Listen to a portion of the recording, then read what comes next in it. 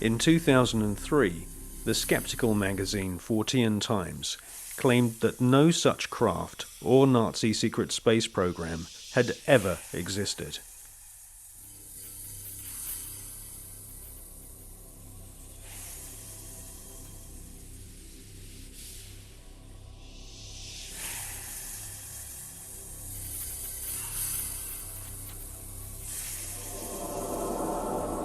But we have been given patents from leading German manufacturing companies, including Juha, Krups and BMW, which prove beyond all reasonable doubt that Hitler considered the Nazi secret space program a top priority.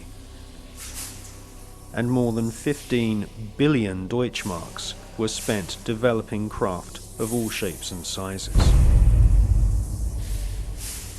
Secret memos from SS officers revealed that Werner von Braun and Hitler both believed that there were alien civilizations in the universe, and it was their intention to not only conquer all nations on planet Earth, but to also colonize the moon.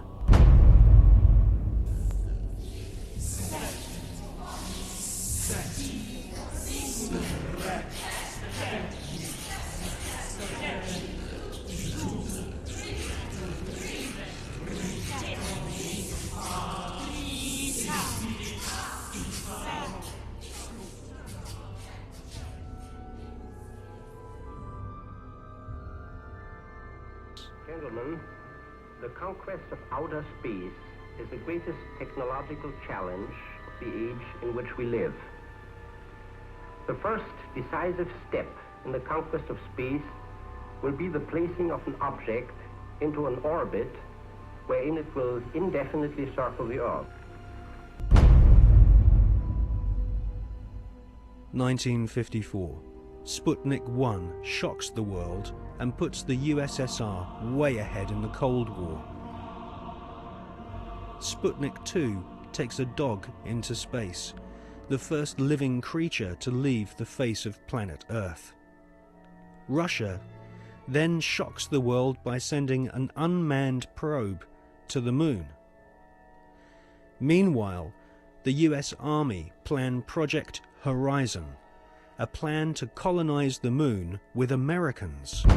This plan was soon abandoned when the true nature of the hostile environment of outer space was discovered by American and Russian scientists.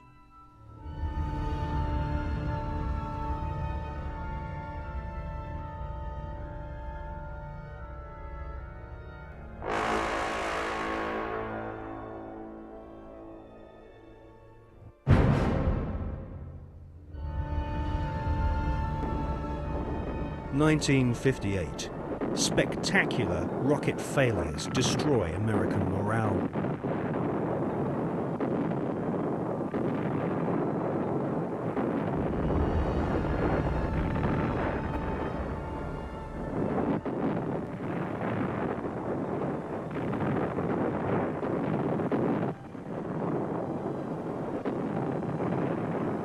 The Explorer 1 space probe confirms planet Earth is surrounded by dangerous radiation.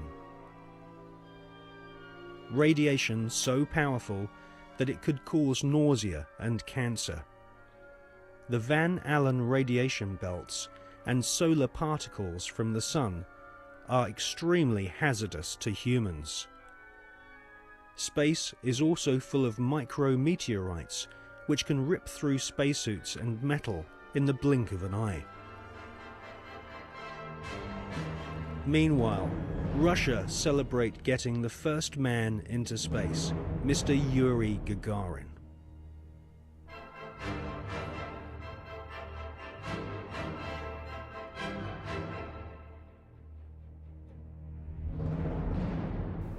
There was already a parallel space program, and it had been continuing from even before the time that NASA was created in 1958. October 1958, NASA were incorporated by President Eisenhower. The secret space program was run by the Department of Defense. It took its original form in Project Horizon, which was established in 1959. The habitation, or the colonization of the moon.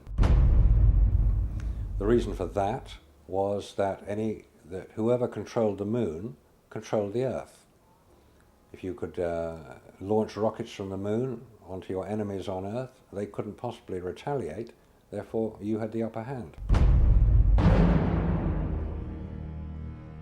There was a serious attempt, certainly a serious investigation, to put man on the moon and keep him there. So the secret parallel space program continues to this day.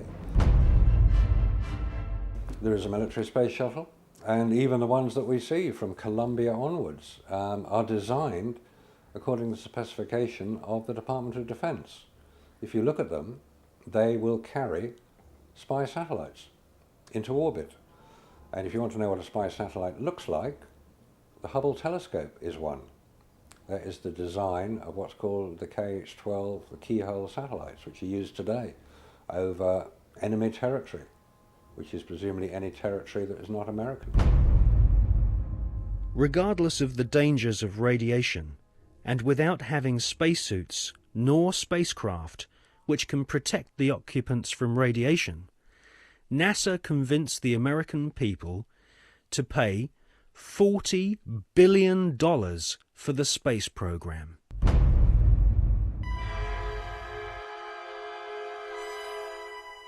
The most lethal forms of radiation, of course, are at the higher end of the spectrum. That's gamma rays and X-rays.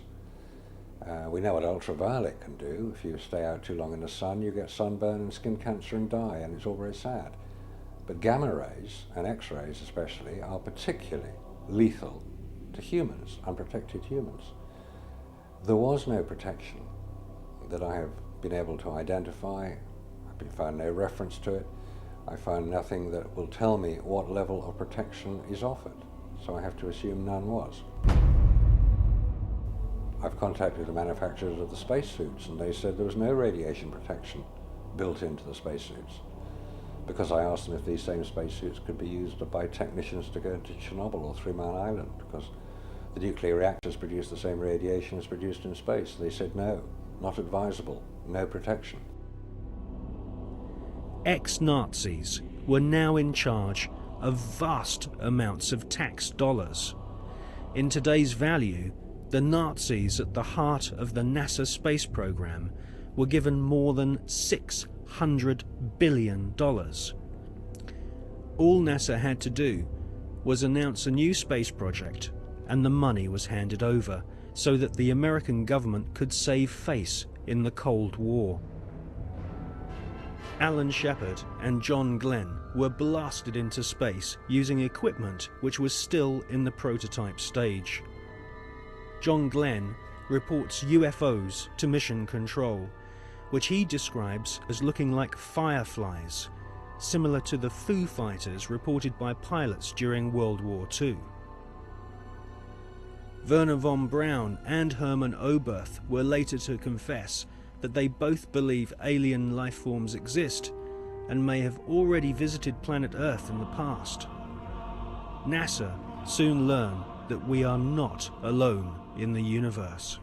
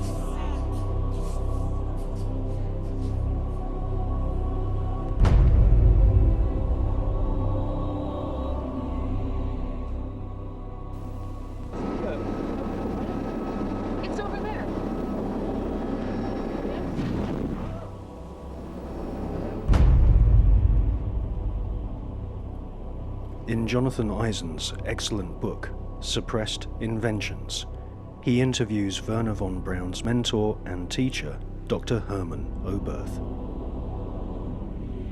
Dr. Oberth makes it quite clear that he has studied the aeronautic performance of UFOs.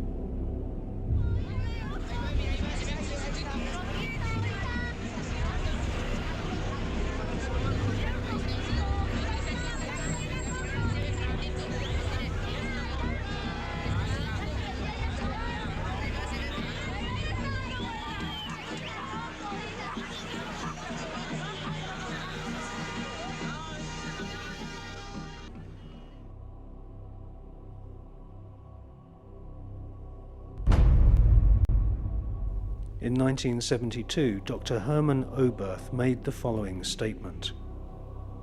Today, we cannot produce machines that fly the same as UFOs do. They are flying by means of artificial fields of gravity. This would explain the sudden changes of directions.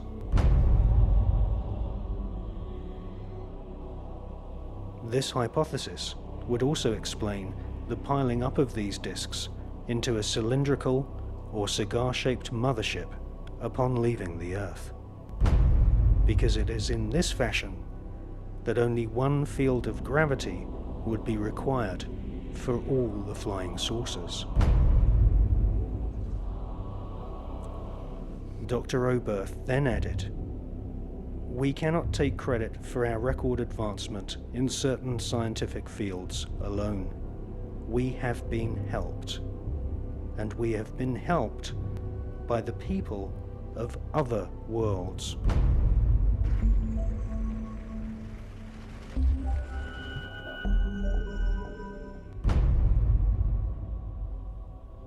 Dr. Hermann Oberth was the greatest pioneer of astronautics.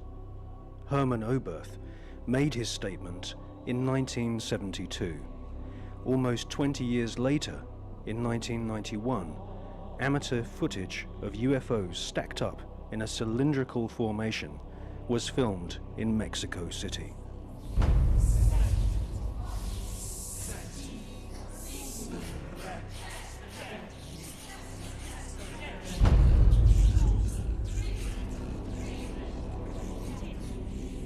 It's a monopoly that is being conducted through science about the possibilities of finding life in a different planet or satellite in the space. We have many other reasons to believe that NASA has been lying in every respect. It's very difficult to know if the politicians know the real truth or not. We know that there is government inside the government.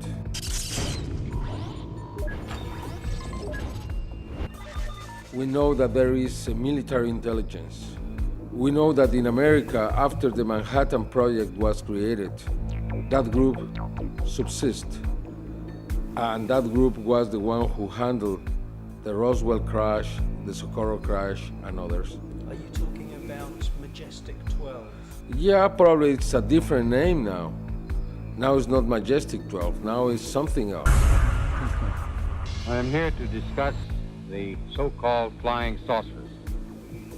The Air Force interest in this problem has been due to our feeling of an obligation to identify and analyze to the best of our ability anything in the air that may have the possibility of threat or menace to the United States. In pursuit of this obligation, since 1947, we have received and analyzed between 1,000 and 2,000 reports. It's very difficult to know if Bush and Blair and others are puppets, or they are innocent, or they are the mastermind. What we really know is that there are many who decide together what to do in any kind of situation.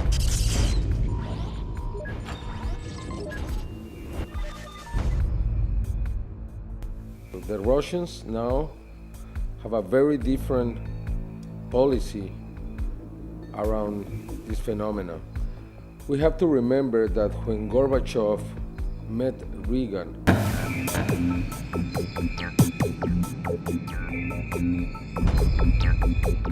many times he asked about the technology that the United States have obtained from the others, and always Reagan joking replied to Gorbachev, "What did you do with it too?" They never said we are speaking about alien technology, but many times they spoke about the other technology. And we know that Gorbachev renounced to the race, the Cold era, because he learned that the United States had technology from these beings. From the Greys. From the Greys.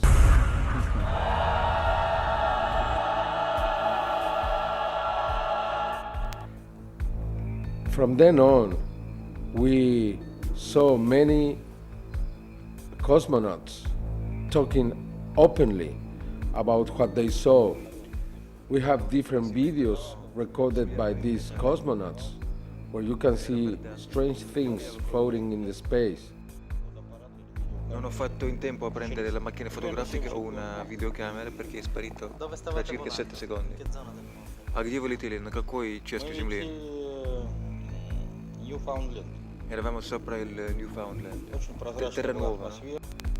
We have also something very important, which is a video taken inside the space agency in Russia, where you can see the Mir surrounded by dozens of bright objects. This is Mission Control Houston. We are using the payload bay cameras right now to hopefully catch a glimpse of the Russian space station Mir as it performs an on-orbit burn. The payload bay cameras are positioned such that they're looking straight back behind the orbiter, where the Mir is flying at about 850 nautical miles behind us.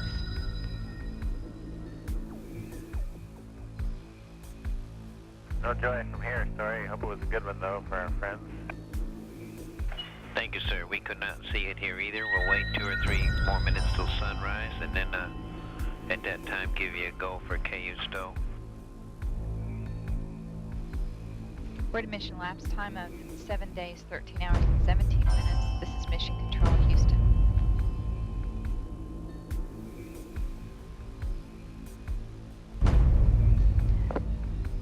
The Mir space station is now visible. Yeah, we do see something flashing visually, but we're not sure that might be...